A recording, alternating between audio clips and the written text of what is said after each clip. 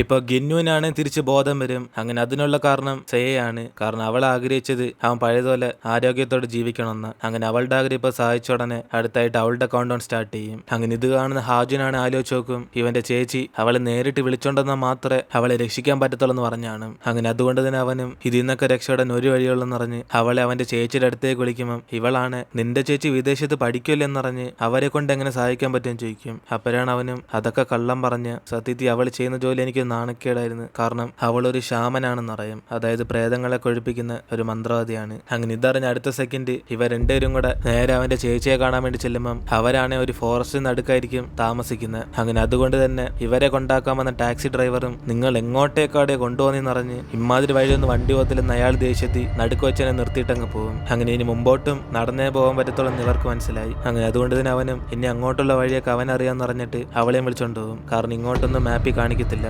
അപ്പോഴാണ് അവനിങ്ങനെ വിളിച്ചോണ്ട് പോകുമ്പോ ഇവളാണ് മൊത്തത്തിൽ പേടിച്ചു. സത്യത്തിൽ ഇവന് വഴി അറിയാന്ന് ചോദിക്കുമ്പം അവൻ ഇങ്ങോട്ടെങ്ങാണ്ട് ഉള്ളതെന്ന് പറഞ്ഞ് അവളെ വിളിക്കുമ്പോ തന്നെ പെട്ടെന്ന് ഇവർക്ക് നേരെ വവ്വാലാണ് പറഞ്ഞു തരും. അതോടെ രണ്ടുപേരും അവിടെ നിന്ന് അപ്പം തന്നെ സ്ഥലം ഇടുമ്പോൾ അവനും ചേച്ചിയുടെ സ്ഥലം ഇപ്പോൾ ഓർമ്മ എന്ന് പറഞ്ഞിട്ട് നേരെ അവളെയും വിളിച്ചുകൊണ്ട് അവിടേക്ക് ചെല്ലും. അപ്പോഴാണ് പുറത്തൊരു ഗേറ്റ് ഉള്ളത്. അങ്ങനെ ഇത് കണ്ട് അവളാണ് സത്യത്തിൽ ഇത് തന്നെയാണെന്ന് പറഞ്ഞ് ചോദിക്കുമ്പോൾ അവൻ ഇത് തന്നെ, പക്ഷെ ഇതുവരെ അകത്തേക്ക് കയറിയിട്ടില്ലെന്ന് പറയും. കാരണം അവന്റെ ചേച്ചിയുടെ കൂടെ ഒരുത്തിനും കൂടെ ഉണ്ട്. ഇവൻ ഇങ്ങോട്ട് കാണാൻ വരുമ്പോഴൊക്കെ അയാൾ ഇവൻ എപ്പോഴും പുറത്താക്കും പറയും. അപ്പോഴാണ് ഇത് കേട്ട് അവളാണ് ഇവന്റെ സ്വന്തം ചേച്ചിയെ കാണാൻ വന്ന അയാൾക്ക് എന്തോ പ്രശ്നം എന്ന് ചോദിക്കുമ്പോൾ അവൻ അതുകൊണ്ട് അയാൾ ഒട്ടും ഇഷ്ടപ്പെടാത്തെന്ന് പറഞ്ഞ് ചേച്ചി ഈ ഗേറ്റിൽ നിന്ന് പുറത്തേക്ക് വന്നാലും അവള് മരിച്ചോ എന്ന് അയാൾ പറഞ്ഞായിട്ട് ഇവൻ പറയും. അങ്ങനെ ഇതിനേക്കാളും മെയിൻ ആയിട്ട് അയാൾ എപ്പോഴും എന്നെ ഒരു പേര് പറഞ്ഞു വിളിക്കും, അതെനിക്ക് ഒട്ടും ഇഷ്ടമല്ലെന്ന് പറയുമ്പോൾ തന്നെ അളിയാന്ന് പറഞ്ഞ് ഡോർ ഓപ്പൺ ചെയ്ത് അവളുടെ ചേച്ചിയുടെ ബോയ് ഫ്രണ്ട് വരും. അപ്പോഴാണ് അവനും എന്നെ ആ പേര് കൊണ്ട് വിളിക്കലേ ഞാൻ പറഞ്ഞില്ലെന്ന് അവൻ ദേഷ്യത്തിരിക്കുമ്പോൾ അവനൊന്നും മൈൻഡ് ചെയ്യാതെ വെൽക്കം ബാക്ക് അളിയാന്ന് പറഞ്ഞ് ഇവ രണ്ടുപേരും അകത്തേക്ക് വിളിച്ചോണ്ട് പോകും. അങ്ങനെ ആ സമയത്താണ് ഗുന്നു പെട്ടെന്ന് സേയെ വിളിക്കുന്നത്. അങ്ങനെ അതുകൊണ്ട് അവൾ ഫോണിൽ സംസാരിക്കുമ്പോൾ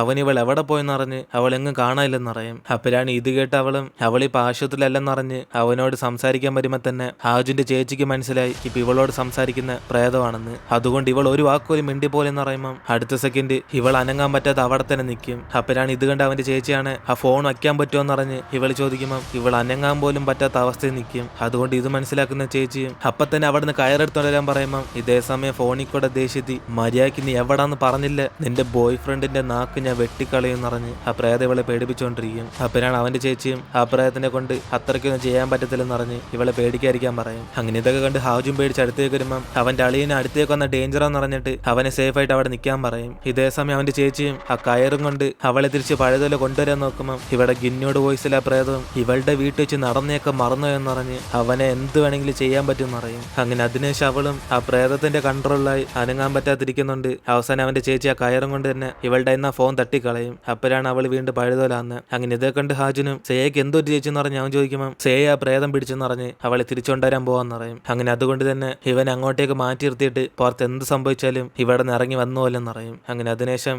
അവ രണ്ടുപേരും കൂടെ സേയെ ആ പ്രേതത്തിന്റെ അടുത്ത് നിന്ന് രക്ഷപ്പെടുത്തി കൊണ്ടുവരാൻ വേണ്ടി നോക്കും. അങ്ങനെ അതിനുവേണ്ടി ചേച്ചിയും പ്രാർത്ഥനയൊക്കെ ചെയ്തിട്ട് അവളെ കണ്ണുറ നോക്കാൻ പറയുമ്പോൾ പെട്ടെന്ന് അവൾ എഴുന്നേറ്റ് നോക്കുമ്പോൾ അവിടെ ആരും കാണത്തില്ല. അതുകൊണ്ട് അവൾ പേടിച്ചു പോയിരിക്കുമ്പോൾ അതേസമയം ഹാജുന്റെ ചേച്ചി മാത്രം ഇവളുടെ കൺമുമ്പിൽ വന്ന് നിൽക്കും. അങ്ങനെ അതുകൊണ്ട് അവൾ ചെറിയ ടെൻഷൻ ഇരിക്കുമ്പോൾ തന്നെ ചേച്ചിയാണ് ഞാൻ ആരാ നിനക്ക് മനസ്സിലായല്ലോ, ഇനി തൊട്ട് ഞാൻ പറയുന്നത് മാത്രമേ നീ കേൾക്കൂ എന്നിന് അവര് പറയുമ്പം ഇവളാണ് എല്ലാരും എവിടെ പോയെന്ന് അറിഞ്ഞ് അവൾ മൊത്തത്തിൽ കൺഫ്യൂസ് ആയിരിക്കും. അപ്പോഴാണ് ചേച്ചിയും ഇത് ഇവൾക്ക് കിട്ടിയ ആ ശാപത്തിലുള്ളതെന്ന് അറിഞ്ഞ് അതിൽ നിന്ന് രക്ഷപ്പെടണമെങ്കിൽ ഇവളൊരു 3 കതവ് തുറന്ന് അതുവഴി രക്ഷപ്പെട്ട് പോകാൻ പറയും. അപ്പോഴാണ് അവളും ആ കതവ് ഞാൻ എവിടെ ചെന്ന് കണ്ടുപിടിക്കുന്നറിഞ്ഞ് ഇവൾക്കൊന്നും മനസ്സിലാകാതെ ചോദിക്കുമ്പോൾ ചേച്ചിയാണ് ഇവള് മുന്നോട്ട് പോകുമ്പോൾ തന്നെ ഇവൾക്ക് ഓരോ വാതിലായിട്ട് കാണാൻ പറ്റും പറയും. അതേസമയം പുറത്തിരുന്ന അളിയനും ആദ്യത്തെ ചന്ദനത്തിരി കത്തിക്കുമ്പോൾ തന്നെ ആ പ്രേതം ആ ചന്ദനത്തിരി കത്തിക്കാൻ സമ്മതിക്കാതെ അത് അണയ്ക്കാൻ നോക്കിക്കൊണ്ടിരിക്കും. അങ്ങനെ അതുകൊണ്ട് അളിയൻ അവിടെ നിന്ന് പ്രാർത്ഥനയൊക്കെ ചെയ്ത് ആ സ്ഥലം ഫുള്ളും പ്രേതം ആക്രമിക്കാത്ത പോലെ ഫുള്ളും വരച്ചയക്കും. അങ്ങനെ അതിനുശേഷം ഇവിടെ സെയ്യ മുന്നോട്ടനെ നടന്നു പോകുമ്പം ഇവൾക്ക് അവന്റെ ചേച്ചി പറഞ്ഞ പോലെ തന്നെ ഒരു ഡോറ് കാണാൻ സാധിക്കും. അപ്പോഴാണ് ചേച്ചിയും പറയുന്നത് ഈ ഡോറ് തുറന്ന് അകത്തേക്ക് പോയ ഉടനെ ഇവൾ കുറെ കാര്യങ്ങൾ ഫേസ് ചെയ്യുമെന്ന് പറഞ്ഞ്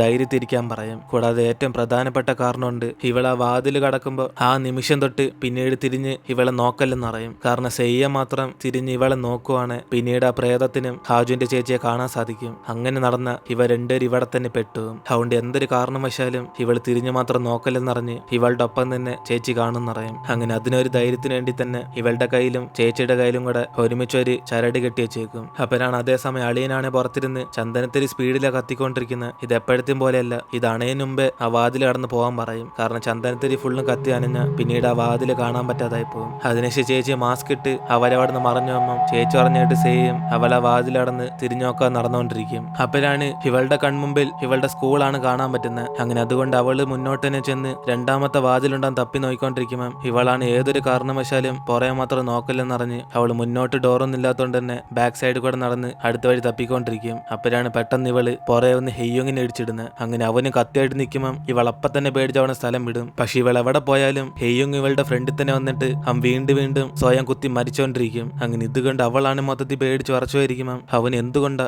എന്നെ മാത്രം നീ രക്ഷിക്കാത്തെന്നറിഞ്ഞ് അവനെ അവിടെ നിന്ന് ചോദിക്കുമ്പോൾ ഇവളാണ് ഹെയ്യോങ്ങിനെ ആലോചിച്ച് നോക്കിയിട്ട് സത്യത്തിൽ അവൻ നിന്നെ പോലെ ഒന്നല്ല, അതുകൊണ്ട് നീ എന്റെ ഫ്രണ്ട് ആക്കാൻ ഒരു ചാൻസ് ഇല്ലെന്നറിഞ്ഞ് ഇവൾ ആ പ്രയത്നം മൈൻഡ് ചെയ്യാതെ മുന്നോട്ട് ഇടിച്ചു പോകുമ്പോൾ തന്നെ ഇവൾ ആ ഒരു പേടി മറികടന്നുകൊണ്ട് തന്നെ ഇവൾക്ക് രണ്ടാമത്തെ വാതിൽ കാണാൻ പറ്റും. അങ്ങനെ അതുകൊണ്ട് അവൾ അതുവഴി അടുത്ത സ്ഥലത്തേക്ക് പോകും. അങ്ങനെ അതുകൊണ്ട് തന്നെ ചേച്ചിയും രണ്ടാമത്തെ ചന്ദനത്തിരി അളിയനെ കത്തിക്കാൻ പറയുമ്പം ഇവിടെ സേയ വന്നേക്കുന്ന അവളുടെ അച്ഛനമ്മ മരിച്ച ആ സ്ഥലത്തേക്കാണ്. അങ്ങനെ അവർ രണ്ടുപേരും കാർ അപകടത്തിലാണ് മരിച്ചുപോയത്. അങ്ങനെ അന്ന് സേയ മാത്രമായിരിക്കും അവിടുന്ന് രക്ഷപ്പെട്ടെ. അങ്ങനെ ഇതൊക്കെ ആലോചിച്ച് നോക്കി സേയ ഇവിടെ മൊത്തത്തിൽ കുറ്റബോധത്തോടെ അടുത്തേക്ക് ഇങ്ങനെ ചെല്ലും. കാരണം ഇവൾ അച്ഛനായിട്ട് ചുമ്മാ ഇങ്ങനെ സംസാരിച്ചു വന്നപ്പോഴാണ് അവർക്ക് ആക്സിഡന്റ് പറ്റിയത്. അങ്ങനെ അതുകൊണ്ട് ഇവള് ഇപ്പൊ കൺമുമ്പിൽ അച്ഛനമ്മ മരിച്ചടക്കുന്നുണ്ട്. അവൾക്കാണ് കരച്ചിൽ വരും. കാരണം ഇതിനുമ്പ് സ്വപ്നത്തിൽ പോലും അവളുടെ അച്ഛനമ്മയുടെ മുഖം ഓർമ്മയില്ലെന്ന് അവൾ അവരോടൊക്കെ പറഞ്ഞ് കരഞ്ഞ്. അതുകൊണ്ട് ഇവരിപ്പൊ നേരിട്ട് കണ്ട് അവൾ വേദനയിലിരിക്കുമ്പോൾ ചേച്ചിയാണ് സമയമില്ലെന്നറിഞ്ഞ് ഇവളെ വാതിൽ കണ്ടെത്തി പോകാൻ പറയും. അങ്ങനെ ആ സമയത്താണ് ഇവളുടെ കൺമുമ്പിൽ ആ വാതിലും തെളിഞ്ഞു വരുന്നത്. അങ്ങനെ ഇത് കണ്ട് അവള് പതിയെ കരഞ്ഞോണ്ടേ പോകാൻ നോക്കുമ്പോൾ ഇവളുടെ അമ്മ അച്ഛനും കൂടാണ് ഞങ്ങൾ ഒറ്റയ്ക്കാക്കിട്ട് പോകുവാണെന്നറിഞ്ഞ് ഇവളെ തടഞ്ഞിർത്തിക്കൊണ്ടിരിക്കും. അതേസമയം ഇവിടെ അളിയന് സമയമില്ലെന്നറിഞ്ഞ് രണ്ടുപേരെ വാതിലിറന്ന് വന്നില്ല അവിടെ തന്നെ പെട്ടുവെന്നറിഞ്ഞ് അളിയൻ അവളെ ധൃതി പിടിക്കുമ്പോൾ ഇതേ സമയം ചേച്ചിയും എന്ത് കാരണവശാലും അവളെ അവിടെ ഒറ്റയ്ക്കാക്കിട്ട് വരുത്തില്ലെന്നറിഞ്ഞ് അവൾ ഒരുവാണെ സേയം കൊണ്ടേ വരുത്തുള്ളെന്നറിയും. അപ്പോഴാണ് അളിയനും പേടിച്ചിട്ട് പുറത്തിരുന്ന് ശബ്ദം ഉണ്ടായിക്കൊണ്ടിരിക്കുമ്പോൾ ഹാജുനാണ് ഇവർക്ക് എന്തെങ്കിലും പറ്റുമെന്നറിഞ്ഞ് അവൻ ടെൻഷനാകും. അങ്ങനെ ആ സമയത്താണ് കിംനാറി അവനെ വിളിക്കുന്നത്. അതേസമയം അളിയനും പുറത്തു നിന്നുകൊണ്ട് രണ്ടുപേരും കൂടെ അവിടെ പെട്ടുകൊണ്ട നീയെങ്കിലും അത് രക്ഷപ്പെട്ടുവെന്നറിഞ്ഞ് പിന്നീട് എന്തെങ്കിലും വഴി കണ്ടെത്താന്ന് പറയുമ്പോൾ ഇതൊക്കെ കാണുന്ന ഹാജുനാണ് മൊത്തത്തിൽ വെപ്രാളപ്പെട്ട് എങ്ങനെയൊക്കെ ഇവർ രക്ഷിക്കണം എന്നറിഞ്ഞ് അവനെ ആപ്പ് ഇൻസ്റ്റാൾ ചെയ്യും. പക്ഷെ ഇതേ സമയം തന്നെ സേയാണ് സോറി അമ്മ എനിക്കിപ്പോ പോയേ പറ്റത്തുള്ളെന്നറിഞ്ഞ് അവള് കരഞ്ഞോണ്ട് ആ വാതിൽ നോക്കി ഓടിച്ചെല്ലും. അപ്പോഴാണ് പുറയുന്ന ഇവളുടെ അമ്മയുടെ ശബ്ദത്തിൽ ആ പ്രേതവും അച്ഛനമ്മയും തിരിഞ്ഞു നോക്കുമോളെന്നറിഞ്ഞ് അവന്റെ ചേച്ചിയുടെ മുഖം നോക്കാൻ വേണ്ടി പറഞ്ഞുകൊണ്ടിരിക്കും. പക്ഷെ ഇവൾ അതൊന്നും തന്നെ കേൾക്കാതെ ആ വാതിലിന്റെ അവിടെ ചെല്ലുമ്പോൾ അടുത്ത സെക്കൻഡ് ഇവൾ കണ്ണുറന്ന് നോക്കുമ്പോൾ ഫ്രണ്ട് ഹാജുൻ അവന്റെ അളിയനും കാണും. അങ്ങനെ അതുകൊണ്ട് അവരെന്തേലും ഇവൾക്കൊരു കുഴപ്പമില്ല ഇപ്പൊ രക്ഷപ്പെട്ടെന്നറിഞ്ഞ് സമാനപ്പെടാൻ പറയുമ്പോൾ അവളാണ് ചേച്ചിക്ക് എന്തെങ്കിലും പറ്റിയെന്നറിഞ്ഞ് അവരെവിടാൻ ചോദിക്കും. അപ്പോഴാണ് അവരും അവൾ കുറച്ച് റെസ്റ്റ് എടുക്കാൻ വേണ്ടി പോയേക്കോന്നറിഞ്ഞ് ഇവൾ ഒന്നാലോചിച്ച് പേടിക്കണ്ടെന്നറിയും. അപ്പോഴാണ് സേയയ്ക്ക് ഹാജുന്റെ ചേച്ചി സംസാരിക്കുന്ന ശബ്ദം കേൾക്കുന്നത്. അങ്ങനെ അത് കേട്ട് അവൾ സൈലന്റ് ആയിട്ടിരിക്കുമ്പോൾ അളിയനും ഇനി ഇവൾക്ക് എന്തെങ്കിലും ശബ്ദം കേൾക്കുന്നോന്നറിഞ്ഞ് അവളെ നോക്കി ചോദിക്കും. കാരണം ഇപ്പൊ ഇവൾ കാണുന്നതെല്ലാം അവളുടെ വെറും തോന്നല് മാത്രമാണ്. സത്യം പറഞ്ഞ് ഇവൾ മൂന്നാമത്തെ വാതിലിന്റെ അവിടെ വന്നിട്ടേ ഉള്ളു. അതുകൊണ്ട് തന്നെ അവന്റെ ചേച്ചിയും അവർ പറയുന്നൊന്നും വിശ്വസിക്കില്ലെന്ന് പറഞ്ഞ് വേണേ സംശയം ക്ലിയർ ചെയ്യാൻ വേണ്ടി ഇവളെ വിളിക്കാൻ വേണ്ടി പറയും. കാരണം ഇവളുടെ മുഖം ആ പ്രേതത്തിന് അറിയാത്തോണ്ട് സേയുടെ കൺമുമ്പിൽ അവളെ കാണിക്കാൻ സാധിക്കത്തില്ല. അങ്ങനെ അതുകൊണ്ട് തന്നെ സേ ഇവരോട് ചേച്ചി ഒന്ന് കാണണം എന്ന് പറയുമ്പോൾ അത് കേട്ട് ഹാജുൻ ഇപ്പൊ തന്നെ വിളിച്ചോണ്ടരെന്ന് പറയും. അപ്പോഴാണ് അളിയൻ അടുത്തിരുന്ന് എന്തോ പറ്റി നിന്നോട് പ്രേതമല്ലാം അവളെ വിളിക്കാൻ പറഞ്ഞായിരുന്നു, നീ അത് പറയുന്നൊന്നും കേൾക്കല്ലേ, സേ ചേച്ചി പറഞ്ഞേക്ക് നിനക്ക് ഓർമ്മയില്ല, എന്തൊരു കാരണവശാലും നീ തിരിഞ്ഞു നോക്കുകയോ ചെയ്യല്. കാരണം നീ തിരിഞ്ഞു നോക്കിയാൽ നിന്റെ ചേച്ചി ആ പ്രേതം കണ്ടുപിടിക്കും. പക്ഷെ ഇപ്പൊ എനിക്ക് ആ പ്രേതത്തിനെ ഡീൽ ചെയ്യണമെങ്കിൽ നീ അങ്ങോട്ടേക്ക് തിരിഞ്ഞു നോക്കണം, എന്നാലേ എന്നെ കൊണ്ടെല്ലാം ചെയ്യാൻ പറ്റത്തുള്ളൂ എന്നിന് അവനും പറയുമ്പോൾ ഹാജുന്റെ ചേച്ചിയാണ് ഇവൾ ആര് പറയുന്നത് വിശ്വസിക്കില്ലെന്ന് പറഞ്ഞ് ഇവൾ ഒരിക്കലും തിരിഞ്ഞു നോക്കലെന്ന് പറഞ്ഞുകൊണ്ടിരിക്കുമ്പോൾ സേയാണ് മൊത്തത്തിൽ പേടിച്ചുപോയി. ഇതിലേതാ സത്യം അവൾക്ക് ഒരു പിടിയും കിട്ടുന്നില്ലെന്ന് പറഞ്ഞ് അവൾ മൊത്തത്തിൽ വരച്ചു. അപ്പോഴാണ് ഹാജും പെട്ടെന്ന് ഗിന്നുവിനെ പോലെ തന്നെ കണ്ണിലൊക്കെ പിടിച്ച് ഞോണ്ടിയിട്ട് സേയ ഇത് അങ്ങോട്ടേക്ക് നോക്കുന്നറിഞ്ഞ് അവള് വിശ്വസിപ്പിക്കാൻ വേണ്ടി അവന് പുറകെ നോക്കാൻ പറയും. അപ്പോഴാണ് ഇവളും നിനക്കെന്തോ പറ്റി ഹാജു എന്നറിഞ്ഞ് അവള് പേടിക്കുമ്പം അതേസമയം അവനും ഇവളെ രക്ഷപ്പെടാൻ വേണ്ടി അവൻ ആ ആപ്പിനകത്ത് ആഗ്രഹം ചോദിച്ചെന്നറിയും. അവളുടെ പ്രേതം ഇവളുടെ പുറയിലാന്ന് പറയുമ്പോൾ അടുത്ത സെക്കൻഡ് അളിയനും ഇവൾ തിരിഞ്ഞു നോക്കിയാല് ഹാജുന് രക്ഷിക്കാൻ പറ്റത്തുള്ളൂ എന്നറിയും. അങ്ങനെ ആ സമയം തന്നെ ഹാജുനും സ്വയം അവനെ വേദനിപ്പിക്കാൻ പോകുമ്പോൾ തന്നെ ഇവള് പേടിച്ച് പെട്ടെന്ന് അങ്ങ് തിരിഞ്ഞു നോക്കും. അതോടെ അടുത്ത സെക്കൻഡ് ആ പ്രേതമാണ് അവന്റെ ചേച്ചിയെ കണ്ടുപിടിക്കും. അങ്ങനെ അതുകൊണ്ട് അവളുടെ മുഖത്തിരുന്ന് ചോര വന്നുകൊണ്ടിരിക്കും. ഇത് കണ്ട് അളിയെ മൊത്തത്തിൽ പേടിച്ചു പോകുമ്പോൾ ചേച്ചി ഇനി സമയമില്ലെന്ന് പറഞ്ഞ് അവസാനിച്ച് ചന്ദനത്തിരി കത്തിക്കാൻ വേണ്ടി പറയും. ഇതേ സമയം സേയെ തിരിഞ്ഞ് ചേച്ചിയെ നോക്കിക്കൊണ്ട് തന്നെ ഇവളുടെ കയ്യിലുള്ള അച്ചാരോടും പൊട്ടിപ്പോകും. അതുകൊണ്ട് ഇവളും ഇപ്പൊ എവിടാന്നൊരു പിടിയും കിട്ടാതിരിക്കുമ്പോൾ ഇവളുടെ കയ്യിലാണ് ഒരു ചുമന്ന കയറ് കെട്ടി ആ പ്രേതം ഇവളെ വേദനിപ്പിച്ചുകൊണ്ടിരിക്കും. അങ്ങനെ ആ ചുമന്ന കയറ് പോയേക്കുന്ന തുടക്കത്തിൽ കാണിച്ച് ആ ഒരു മൊബൈൽ ഫോൺ നോക്കിയ അങ്ങനെ അവള് ഇവിടെ മൊത്തത്തിൽ വേദനിച്ചുകൊണ്ടിരിക്കുമ്പം ആ ചരടാണ് ഹാജുന്റെ ചേച്ചി കട്ട് ചെയ്ത് കളഞ്ഞിട്ട് പെട്ടെന്ന് തന്നെ ആ വാതിൽ കടന്ന് പോകണം എന്നറിഞ്ഞ് ഇവളെ വിളിച്ചോണ്ട് പോകുമ്പം ആ പ്രേതം ഇവരെ അറ്റാക്ക് ചെയ്യാൻ വേണ്ടി നോക്കും. പക്ഷെ ഭാഗ്യവശം ഇവർ രണ്ടുപേരും കൂടെ അവിടെ നിന്ന് രക്ഷപ്പെടും.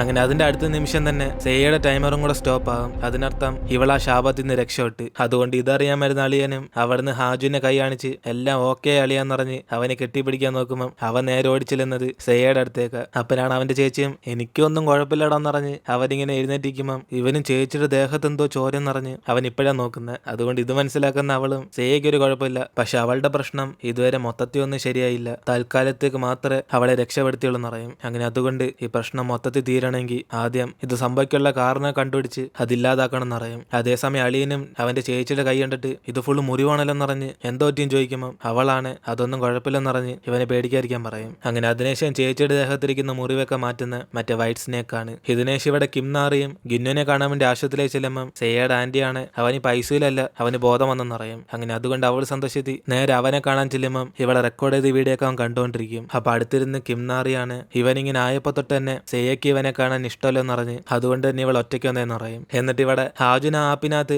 ആഗ്രഹം ചോദിക്കാൻ പോയ കാര്യം അളിയൻ അറിഞ്ഞിട്ട് ഇവൻ എന്ത് മണ്ടത്തരെ കാണിക്കാൻ പോയെന്ന് പറഞ്ഞ് അവനെ വഴക്കുറയും. അങ്ങനെ ഇവൻ വല്ല പ്രശ്നത്തിലായ വീണ്ടും ഇവളുടെ ചേച്ചിക്ക് ഡേഞ്ചർ സംഭവിക്കാമോ എന്ന് പറഞ്ഞ് ഇനി ഇത് ആവർത്തിക്കില്ലെന്ന് പറയും. അതിനുശേഷം ഇവിടെ ചേച്ചിയും സെയ്യയ്ക്ക് ധരിക്കാൻ വേണ്ടി വരെ ഡ്രസ്സ് എടുക്കുമ്പോൾ അവളാണ് ഞാൻ നിങ്ങളെ വിശ്വസിക്കാത്തോണ്ടല്ലേ തിരിഞ്ഞു നോക്കി നിങ്ങൾക്ക് മുറിവറ്റിയെന്ന് പറഞ്ഞ് അവളിപ്പോ ക്ഷമ ചോദിക്കുമ്പോൾ അവരാണ് ഇവളെ മൊത്തത്തിൽ രക്ഷപ്പെടുത്താൻ പറ്റാത്തത് അവർക്ക് കുറ്റബോധമുള്ളതെന്ന് പറഞ്ഞ് അവളെ സമാനപ്പെടുത്തുമ്പോൾ സെയ്യാണ് മറ്റേ പ്രേതം ഒരു പെങ്കൊച്ചാന്ന് മനസ്സിലാക്കി അവൾ എങ്ങനെയൊക്കെ മറ്റുള്ളവരുടെ ജീവൻ എടുക്കുന്ന മുമ്പേ തന്നെ തടഞ്ഞിർത്തണം എന്നറിയും. അങ്ങനെ അതിനുശേഷം ചേച്ചിയാണ് ഇവരോടൊക്കെ ഇവർക്ക് ഇതൊക്കെ സംഭവിക്കുന്ന ഈ ഒരു ആപ്പ് കാരണമാണെങ്കിലും അതിന്റെ എല്ലാം പുറയുള്ളത് ഒരു മൊബൈൽ ഫോണാണെന്നറിഞ്ഞ് അത് നശിപ്പിച്ചാല് ഇതൊക്കെ തടയാൻ പറ്റത്തുള്ളൂ എന്നറിയും. അപ്പോഴാണ് ഹാജുനാണ് അതേത് മൊബൈൽ ഫോൺ എന്നറിഞ്ഞ് അവനത് എവിടെ ചെന്ന് കണ്ടെത്തണം ചോദിക്കുമ്പോൾ ചേച്ചിയും പറഞ്ഞു കൊടുക്കും ആകെ ഇപ്പൊ ആ മൊബൈൽ ഫോൺ കണ്ടിട്ടുള്ളത് സെയ്യ മാത്രം. കാരണം ഇവള് ആ പ്രേതത്തിന്റെ കയ്യിൽ പോയപ്പോ ആ ചുമന്ന കയർ ഇവളുടെ കൈ കെട്ടിയിരുന്നത് നേരെ ആ മൊബൈൽ ഫോണിലേക്ക്. അങ്ങനെ അതുകൊണ്ട് ഇവൾക്ക് മാത്രമേ ആ ചുമന്ന ഫോൺ കാണാൻ പറ്റത്തുള്ളൂ. അതുകൊണ്ട് അതേപോലത്തെ ആ ഫോൺ സെയ്യയ്ക്ക് മാത്രമേ ഇപ്പൊ നേരിട്ട് കാണാൻ പറ്റത്തുള്ളൂ. അതുകൊണ്ട്